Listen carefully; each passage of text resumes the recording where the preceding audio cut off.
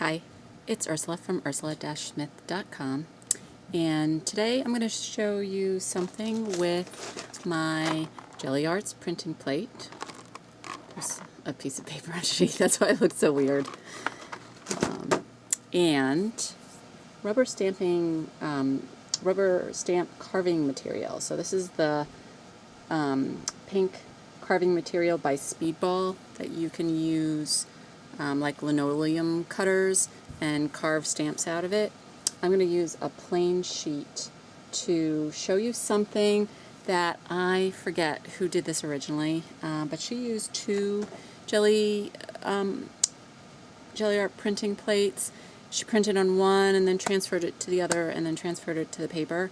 I didn't have two Gelli Arts printing plate at the time when I was watching the video, and so I decided to try it with the Speedball pink carving material, and it actually worked. And part of the reason I'm looking for something and I can't find it, I'll have to show it to you in a different segment, but part of the reason why I did it is when you use a stencil on the Gelli Art plate and you pull ink off and you have ink on the stencil, you can use it to print on paper, but I find that it looks okay, it looks kind of grungy, but it doesn't pick up a great print. If you print onto the, I'm assuming on the other Gelli print, if you have one, but also if you print directly on this pink stuff, it actually holds the ink a little bit better and it's a little bit cushiony, so that when you put the paper on and pull the print off of this, you get actually a better imprint. So anyway, I decided that I would talk about that and show it to you today. Thanks for joining me, and here comes the project. Hi, I'm back, so I found my two examples. So this is what it looks like when you print directly from the stencil. You can see that some of the edges show up, which is kind of cool, and looks kind of grungy. It's a neat look, but if you want something a little bit smoother, that's what it looks like. You can see that when you print off of the pink carving block. So anyway, I will show you how to do that, and here comes the project. So it's kind of hard to see right now, but I am about to roll paint over a stencil on a clean-ish Gelli plate. And what I'm hoping to do here, after this is rolled out, is to get a twofer. As I explained, there was a woman who did this technique with two Gelli plates. And I was thinking, rather than using two Gelli plates, I would use some stamping material that I had laying around. So there's the Gelli plate that's all been inked with paint, and you can see I've used this pink stamp carving material already. And what I'm going to do is take the stencil somewhat carefully off to leave the imprint there, so that's going to be clean. And then I've flipped the painted stencil over, and I'm laying it down onto the rubber or the stamp carving material. And I'm hopefully going to be able to do this one-handed. So I'm going to lift. That may be a little too dry. We're going to quickly try and grab a piece of paper and roll. I think I'm moving the paper.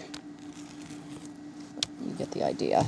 If I was doing this two-handed, I would hold the paper with one. And that did not come out as great as my first experiment because I was trying to do it one-handed, but you sort of get the idea. So it's actually the reverse of what this print will end up being.